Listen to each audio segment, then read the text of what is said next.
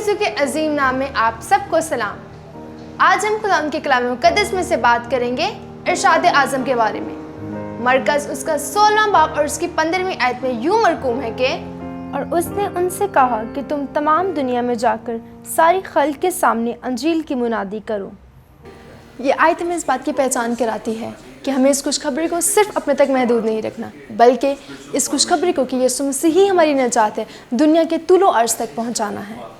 अंजील ये है कि जब हम गुनाह में थे तो मसीह हमारे लिए हुआ और हमें अपनी कुर्बानी से तमाम गुनाहों से निजात बख्शी। और वो निजात किसी एक के लिए नहीं बल्कि सारी दुनिया के लिए है। अगर आप उस निजात का तजर्बा हासिल करना चाहते हैं जो कि मुफ्त है, तो आपको यीशु मसीह पर ईमान लाना और उसे कबूल करना है। शुक्रिया।